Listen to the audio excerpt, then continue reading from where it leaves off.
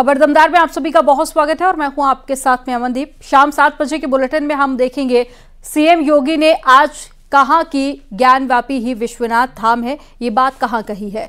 और सीएम के बयान पर मौलानाओं का रिएक्शन भी आया है, वो भी आपको दिखाएंगे। नोएडा अथॉरिटी के खाते में सेंध लगाकर 200 करोड़ की जालसाजी के मामले में 2 मास्टरमाइंड गिरफ्तार हुए हैं। मेरठ में मकान गिरा है, कैसे हुआ है हादसा, ये भी आगे आपको दिखाएंगे। और यूपी में बाढ़ बारिश कैसे लोगों की परेशानी बढ़ा रही है, ये भी खबर आपको आगे दिखाएंगे। इसके अलावा दूसरी खबरें भी होगी जिस पर हम विस्तार से आपको जानकारी देंगे।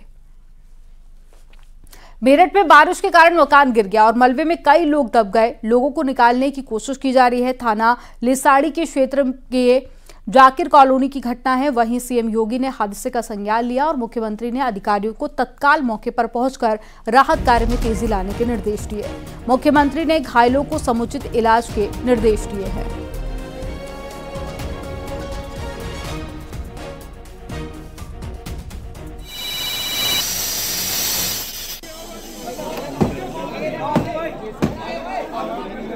भाई आईडी नीचे करो हल्की सी।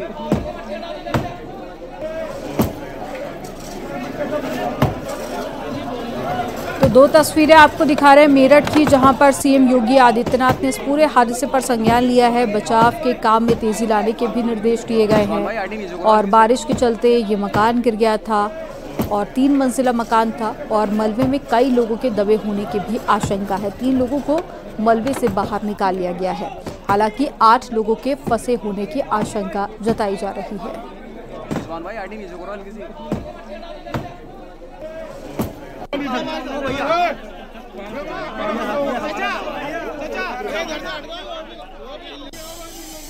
तो एक्सक्लूसिव तस्वीरें आपके सामने हैं जहां मकान गिरा था, 3 मंजिला ये मकान, जिसमें कई लोगों के दबे होने की आशंका है मलबे के नीचे। पुलिस प्रशासन भी मौके पर मौजूद है और घायलों को खोजा जा रहा है, मलबे के नीचे ढूंढा जा रहा है, रेस्क्यू ऑपरेशन चल रहा है। हालांकि 8 लोग अभी भी इस मलबे के नीचे दबे हो सकते हैं, ऐसी आशंका जताई जा रही है। फिलहाल ये एक्सक्लूसिव तस्वीरें आप देखिए जो मेरठ से सामने आई हैं। तो सीएम योगी आदित्यनाथ ने इस पूरे हादसे पर संज्ञान लिया और साथ ही कहा कि बचाव काम में तेजी लाई जाए और तमाम अधिकारियों को निर्देश भी जारी किए हैं। तो बारिश यूपी के कई जिलों में हो रही है और बारिश के चलते माना जा रहा है कि ये मकान क्षतिग्रस्त होकर नीचे गिर गया। और ज्यादा जानकारी के साथ में मेरठ से निखिल अग्रवाल जुड़ गए हैं। निखिल, क्या अपडेट है रेस्क्यू ऑपरेशन को लेकर और साथ ही मकान कैसे गिरा, क्या पहले से क्षतिग्रस्त था? देखिए, मकान काफी जर्जर स्थिति में था और 3 मंजिला बना था। अभी वहाँ पे छोटी जेसीबी मशीन मंगा दी गई है जिसमें से पूरे मलबे के ढेर पे से 3 लोगों को बाहर निकाल दिया गया है और जेसीबी मशीन से अब मकान का बाकी हिस्सा तोड़ने की कोशिश जारी है ताकि रास्ता बन सके। बहुत ही डेंस गली है जिसमें गाड़ी भी नहीं जा सकती है, ऐसी गली में मकान गिरा है और बहुत ज्यादा भीड़ है और हादसे के चक्कर में यहाँ पर बिजली भी गुल है। तो तमाम चीजें हैं जो रेस्क्यू ऑपरेशन में बाधा बने हुए हैं, लेकिन एसडीआरएफ और एनडीआरएफ तो मौके पे तलब किया गया है ताकि ये रेस्क्यू ऑपरेशन तेजी से चलाया जाएगा। अभी माना जा रहा है कि अंदर 7 से 8 लोग फंसे होने की आशंका है जो घर में मौजूद थे उस समय। तो इलाके के लोग बता रहे हैं कि भारी बारिश के चलते लगातार बारिश गिर रही थी, छत टपक रही थी और छत टपकने के बाद अचानक पूरा का पूरा मकान भरभरा कर गिर पड़ा। ये मकान आधे हिस्से में कच्चा बना हुआ है और इसमें कुछ डेयरी पालन का भी काम चल रहा था। तो ऐसे में इस मकान पर प्लास्टर भी नहीं है, तो माना जा रहा है कि बहुत अच्छी स्थिति में मकान नहीं था और खुद कमिश्नर इस पूरे ऑपरेशन को मॉनिटर कर रही है और डीएम एसएसपी तमाम अधिकारी मौके पर है और जो रेस्क्यू टीम है वो लगी हुई है ताकि लोगों को जल्द से जल्द बाहर निकाला जा सके। करीब 12 फीट की ये गली है जिसमें पूरा का पूरा रेस्क्यू ऑपरेशन चल रहा है और एक छोटी जेसीबी मशीन के चलते, क्योंकि बड़ी कार भी यहाँ नहीं आ सकती, तो एक छोटी जेसीबी मशीन मंगाई गई है ताकि इसको अंदर घुसाकर मलबे को तेजी से हटाया जा सके और ताकि जो लोग फंसे हुए हैं उनको वहां से बाहर निकाला जा सके। जी निखिल, जिस वक्त ये हादसा हुआ था उस वक्त इस मकान के अंदर कितने लोग मौजूद थे? 3 लोगों को बाहर निकाल लिया गया है और कितने लोग हैं, क्या बच्चे भी इसमें शामिल हैं जिनका आशंका जताई जा रही है कि मलबे में दबे हो सकते हैं? बिल्कुल, जो बच्चे, महिलाएं और कुछ पुरुष यहाँ मौके मौजूद थे, यानी 2 परिवार इस मकान में 3 मंजिला मकान में रहते थे, वो पूरे के पूरे लोग घर में मौजूद थे। इसके अलावा कुछ 1 आध 2 लोग जो बाहर से आए थे, मिलने आए थे, वो लोग भी अंदर मौजूद थे। तो मकान गिरने से सभी लोग मलबे के ढेर में दब गए। 3 लोग, क्योंकि जैसे ही हादसा हुआ ये लोग छिटक के कुछ बाहर आ गए थे, तो उन लोगों को बाहर खींचकर निकाल लिया गया और जिन्हें अस्पताल में भर्ती कराया गया है। और तमाम वो चीजें यहाँ पे बुला ली गई है, जैसे एम्बुलेंस है, फायर ब्रिगेड है, और तमाम वो चीजें तलब की गई है मौके पर। लेकिन चूंकि गली छोटी है इसलिए अंदर आने में भारी परेशानी हो रही है। जो रेस्क्यू ऑपरेशन चलाया जा रहा है वो मैनुअली चलाया जा रहा है, क्योंकि गली बहुत छोटी है, तो वहां कोई रास्ता इस तरह का नहीं बन पा रहा है कि जिससे ये ऑपरेशन तेजी से चलाया जा सके। फिलहाल रेस्क्यू ऑपरेशन के लिए जो टीमें हैं, जो एसडीआरएफ, एनडीआरएफ है, उसको मौके पर तलब किया गया है ताकि ये टेक्निकल तरीके से और ठीक ढंग से ऑपरेशन चलाया जा सके, जिससे बहुत जल्द से जल्द इन लोगों को बाहर निकाले। ऊपर से भारी बारिश हो रही है, तो ये एक बड़ी बाधा बनी हुई है इस पूरे रेस्क्यू ऑपरेशन में। ठीक, लेकिन आप नजर बनाए रखिएगा। निखिल, जानकारी देने के लिए बहुत शुक्रिया आपका।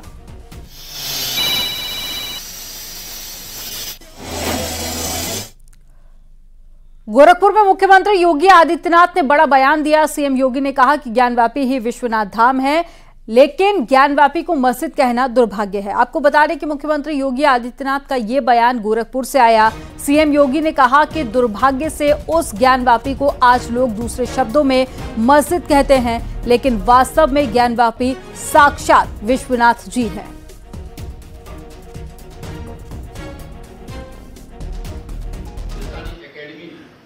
तो जो ब्रह्म आपके अंदर है वही मेरे अंदर भी है, और इस ब्रह्म सत्य को जान करके अगर आप इस ब्रह्म को ठुकरा रहे हैं तो इसका मतलब आपका ये ज्ञान सत्य नहीं है। ज्ञान व्यापी की साधना के लिए दुर्भाग्य से वो ज्ञान व्यापी आज लोग उसको दूसरे शब्दों में मस्जिद कहते हैं, लेकिन वो ज्ञान व्यापी साक्षात विश्वनाथ ही है।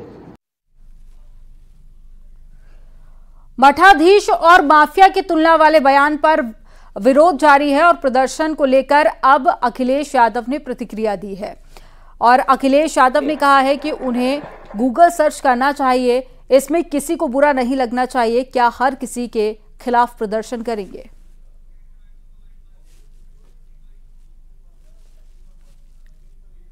बहुत अच्छा कर रहे, उन्हें तब भी करना चाहिए था जब किसी नेता ने ये कहा था ये इनको मारो जूते 4। तब ये साधु संत कहां थे? तब कहां थे ये साधु संत? इसमें किसी को बुरा नहीं मानना चाहिए। और आजकल तो गूगल का जमाना है, आप मठाधीश का जो एक्सप्लेनेशन देख लो उसमें गूगल में ही, क्या गूगल के खिलाफ भी वो लोग जाएंगे कहीं और?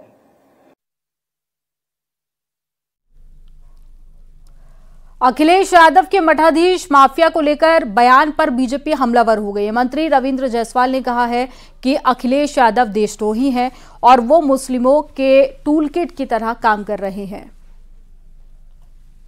लगातार सनातन परंपरा पर चोट पहुंचाते हुए मुस्लिम वोट के राजनीति कर रहे हैं। वो जितनी बार हमारे परंपरा पर चोट करते हैं तो जानबूझ से कर रहे हैं, ताकि जब हम ऐसे चीज़ों को बोलेंगे तो मुसलमानों का वोट बैंक बढ़ेगा। लेकिन ये बड़ा खतरनाक है, चाहे अंग्रेज आए, चाहे गजनी आए, चाहे मुसलमानों के तमाम यहाँ पर आक्रमणकारी आए, वह हिंदुस्तानियों को टूल के रूप में इस्तेमाल किए। आज अखिलेश यादव भी टूल के रूप में हिंदू समाज के लोगों को, एक जाति विशेष को और मुसलमानों को, दोनों को जोड़कर इस्तेमाल कर रहे हैं, जो देश के लिए ठीक नहीं है। मठाधीशों को लेकर अखिलेश के बयान से संत समाज नाराज है। जगत गुरु रामभद्राचार्य महाराज ने इसको लेकर अखिलेश पर निशाना साधा। उन्होंने कहा कि जब से ज्यादा सीटें मिली हैं, अखिलेश अहंकार में चूर हो गए हैं। वहीं अयोध्या में रामलला के पुजारी सत्येंद्र दास ने भी अखिलेश पर निशाना साधा। खला गया, पगला गया, इससे अधिक मैं क्या कहूँ।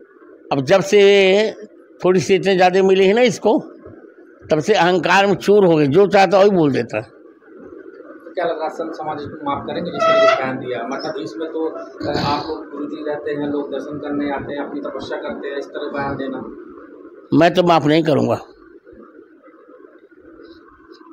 और अभी इसका परिणाम अभी मिल जाएगा बहुत थोड़ी देर में।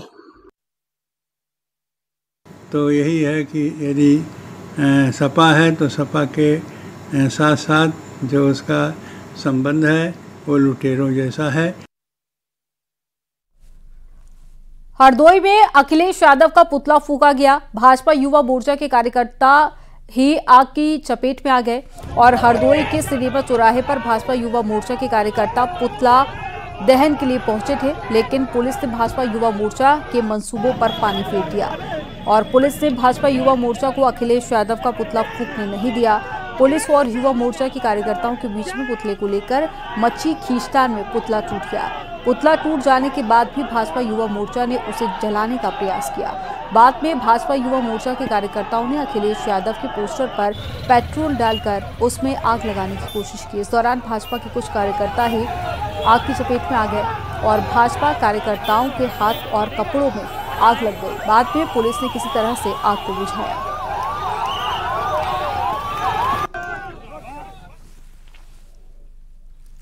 भदोही से समाजवादी पार्टी के विधायक जाहिद बेग और साथ ही उनकी पत्नी की मुश्किलें लगातार बढ़ती जा रही हैं। दोनों के खिलाफ बंधुआ बाल श्रम कराने समेत कई केस दर्ज किए गए हैं। ये एफआईआर विधायक के घर में नाबालिग नौकरानी की आत्महत्या और घर से नाबालिग नौकरानी की बरामदगी के बाद के मामले को लेकर हुई है और बाल कल्याण समिति के निर्देश पर श्रम प्रवर्तन अधिकारी ने केस दर्ज कराया है। मामले में अब विधायक पर गिरफ्तारी का खतरा भी मंडराने लगा है।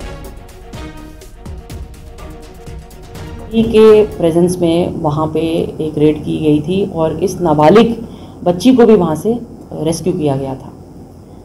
जो बातें सामने आई उन बातों पे जो प्रथम दृष्टया कई जो अपने अधिनियम हैं उसका उल्लंघन पाया गया, जैसे लेबर एक्ट का इसमें उल्लंघन पाया गया। तो नाबालिग बच्चियों को घर पे रख करके और उनसे घरेलू काम करके, तो इसमें शोषण की बातें भी जो जॉइंट टीम की जो रिपोर्ट है उसमें सामने आई है। और खबर बरेली से है। बीजेपी की फायर ब्रांड नेता साध्वी प्राची ने तौकीर रजा पर जमकर निशाना साधा। साध्वी प्राची ने कहा कि तौकीर रजा के आतंकी कनेक्शन की जांच होनी चाहिए। साथ ही कहा कि वक्फ बोर्ड को संशोधन की जरूरत नहीं है, इसको खत्म कर देना चाहिए। देखिए, तौकीर रजा की जांच होनी चाहिए। भारतीय जनता पार्टी को इसकी जांच करनी चाहिए, क्योंकि इसके पास फंडिंग कहां से आ रहा। वक्फ बोर्ड को कोई संशोधन की जरूरत नहीं है भाई, बिल्कुल इसको खत्म कर देना चाहिए।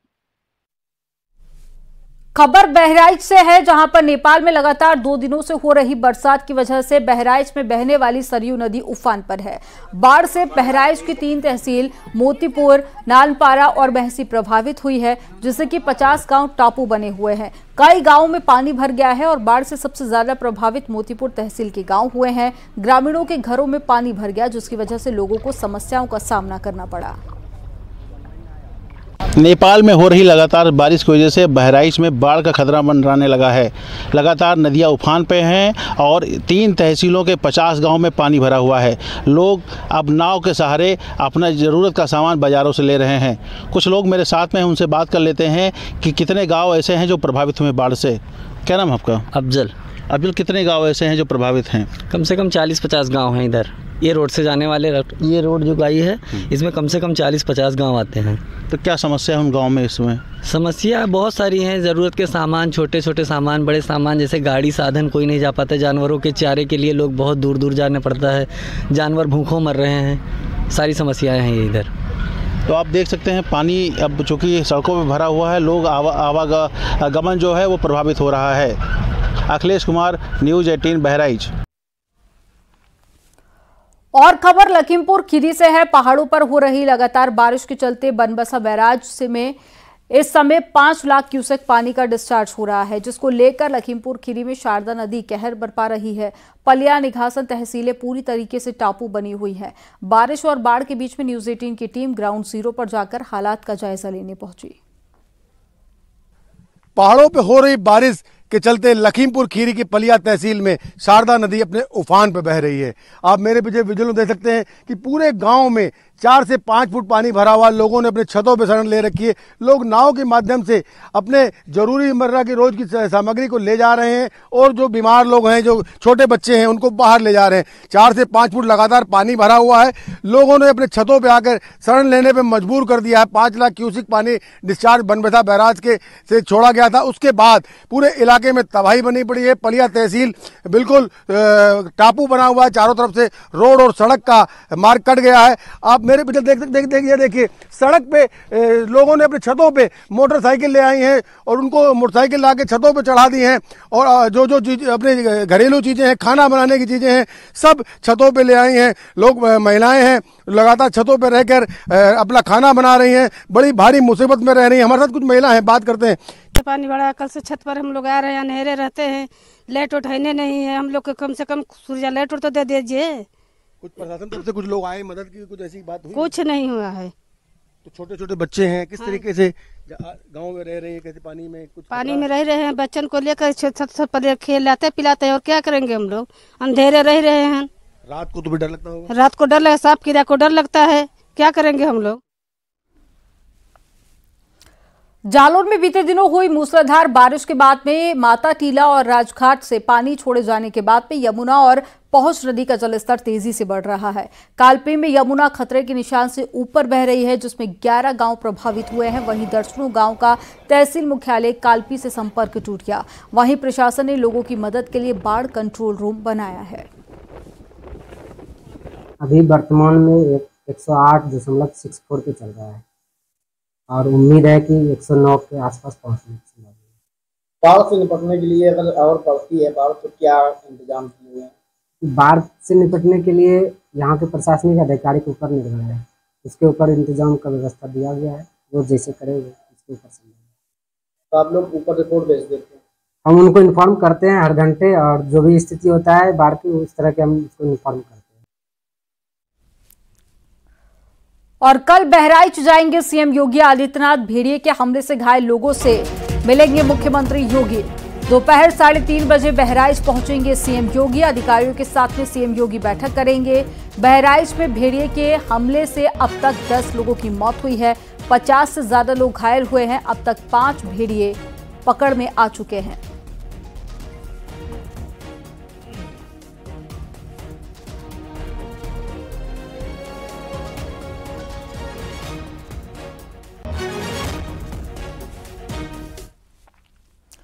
आगरा कैंट से वाराणसी के बीच में चलेगी वंदे भारत ट्रेन। 16 सितंबर को प्रधानमंत्री मोदी दिखाएंगे हरी झंडी।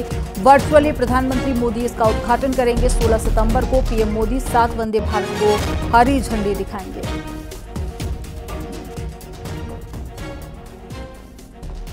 तो वंदे भारत ट्रेन को हरी झंडी दिखाएंगे पीएम मोदी और इसका उद्घाटन करेंगे वर्चुअली। तो 16 सितंबर को प्रधानमंत्री नरेंद्र मोदी इस वंदे भारत ट्रेन का उद्घाटन करेंगे। तो आगरा कैंट से वाराणसी के बीच में ये वंदे भारत ट्रेन चलेगी। बड़ी खबर नोएडा से है, जहां पर नोएडा अथॉरिटी के खाते में सेंध लगाकर करोड़ों रुपए के फर्जीवाड़े का मामला में बड़ी कार्रवाई की गई है और नोएडा प्राधिकरण के 200 करोड़ के एफडी फ्रॉड का ये पूरा मामला है।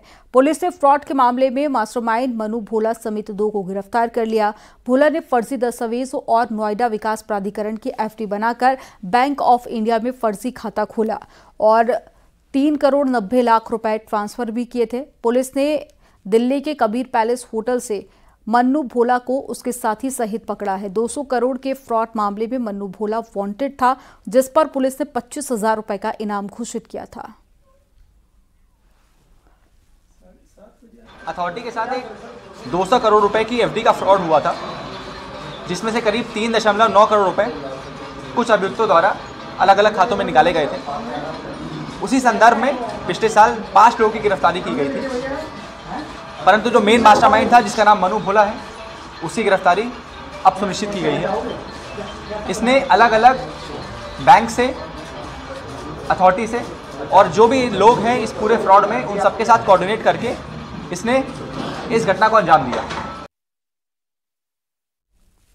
और सीतापुर में संदिग्ध लड़के को लोगों ने पकड़कर पीटा और साथ ही पोल से बांधकर पिटाई की है। मामला मोहल्ला नई बाजार का है, जहां पर लड़के के पास से कई आधार कार्ड, हथौड़ी बरामद हुई है और चोरों के आतंक से परेशान लोग रात भर जागकर पहरा दे रहे थे। इस दौरान लोगों ने संदिग्ध लड़की को पकड़कर उसकी पिटाई कर दी। पुलिस ने लड़के को हिरासत में ले लिया।